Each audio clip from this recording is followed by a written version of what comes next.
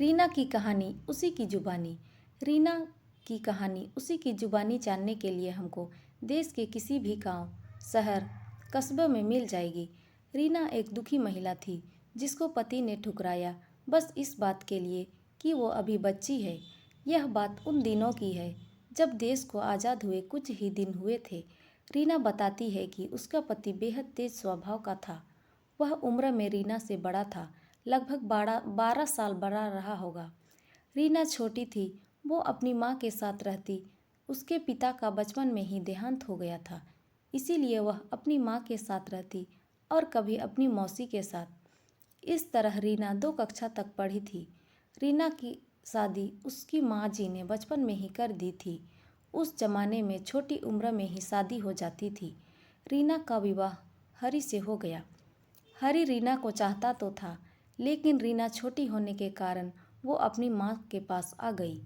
यही भूल रीना से हो गई। हरी ने कुछ दिन बाद दूसरी शादी कर ली। हरी के माता पिता ने सोचा शायद रीना भी एक दिन वापस आएगी, लेकिन रीना ने अपने मायके में रहना ही ठीक समझा। धीरे धीरे समय गुजरता गया। रीना हरी को भूल चुकी थी और हरी भी रीना को भूल चुका था। यह शादी सिर्फ एक कहानी बनकर रह गई थी। रीना एक बेहद ही सुंदर ईमानदार महिला थी। ऐसी महिला जो बेहद ही शालीनता से अपने से रह रही थी। अपनी मांग में सिंदूर भी भरती थी। आखिर सिंदूर भरे भी क्यों नहीं, उसका सुहाग जो जिंदा था। वो अलग बात थी कि सुहाग के साथ रह नहीं रही थी। माता पिता ने उसका विवाह किया था। उसका पति उसी गांव में रह रहा था, तो उसके रहते सिंदूर लगाना उसका धर्म था। यह हिंदू मान्यताओं के अनुसार जरूरी और एक पति धर्म को मानने वाली महिला के लिए भी जरूरी था। रीना की माता के पास थोड़ी जमीन थी। उसी जमीन में फसल उगाकर उनका घर चलता था। थोड़ी फसल वह बेच भी लेते थे। दूध के लिए उसने भैंस भी पाल रखी थी। थोड़ी आमदनी उसकी दूध से हो जाती। इस तरह से रीना ने अपना पूरा जीवन बिना पति के काट दिया। वह बड़े खुददार महिला थी, क्योंकि यह गांव की बात थी। गांव में लोगों के बीच अच्छा प्यार होता है। सब लोग एक दूसरे से रिश्ता बनाकर रखते हैं। इसी प्रेम के बल पर वह अपना जीवन बिताने इसी प्रेम के बल पर वह अपना पूरा जीवन उसने बिताया। गांव में कोई उसको बुआ कहता था, तो कोई उसको चाची, कोई मामी, कोई दादी, कोई नानी, ऐसे अनेक रिश्ते उनके बन चुके थे। रीना मधुर भाषी थी। वह कपड़े भी साफ सुथरे शालीनता से पहनती थी। गांव घर बाहर के लोग उसकी बड़ी कद्र करते थे। उसका जीवन एक खुली किताब थी, जिसमें छिपाने के लिए कुछ भी नहीं होता था। यही तो विशेषता उसमें थी जो उसको अन्य महिलाओं से अलग बनाती थी। गांव घर की तरह वो एक बेटी थी, लेकिन दूसरी तरफ उसी गांव की बहू भी थी। गांव के लोग उसको बड़े सम्मान से देखते थे, क्योंकि वह सम्मान के लायक ही थी। गांव के लोग उसके उदाहरण दिया करते थे। रीना का पति उसी गांव का था, लेकिन रीना ने कभी उससे बात करने की कोशिश नहीं की। हरी की दूसरी पत्नी भी उसको सम्मान देती थी, लेकिन वह उसके सामने आने से बचती थी। कभी सामना हो भी जाए तो बातचीत नहीं होती थी।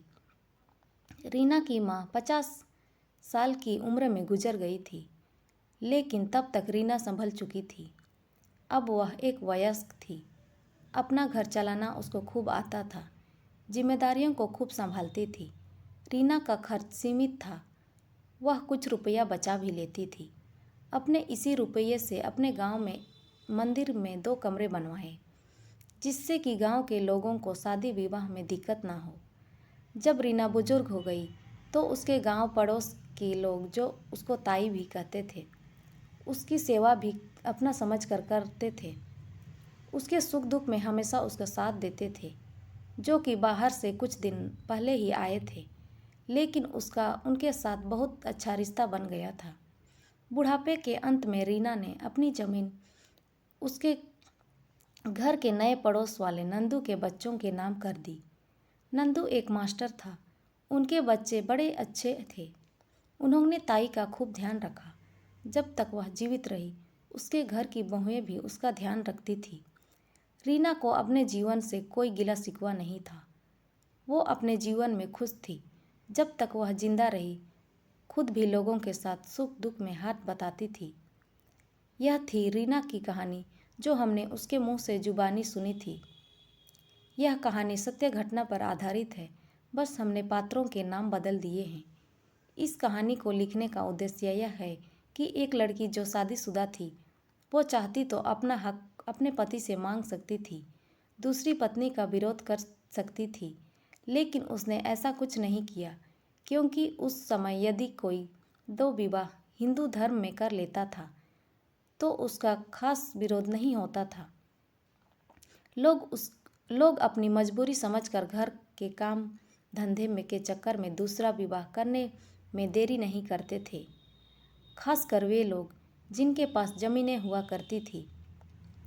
आज बिना कानूनी सलाह या दूसरी पत्नी से तलाक लिए बिना दूसरा विवाह संभव नहीं है। दूसरा, इस कहानी लिखने का उद्देश्य कि एक महिला किस तरह अपने सतीत्व को बचाए पूरा जीवन सकुशल बिताती है। इसका मतलब यह हुआ कि एक महिला बिना पुरुष के भी अपना जीवन जी सकती है। तो दोस्तों, ये कहानी आपको कैसी लगी कमेंट में ज़रूर बताएं, और अच्छी लगी हो तो लाइक और सब्सक्राइब ज़रूर करें।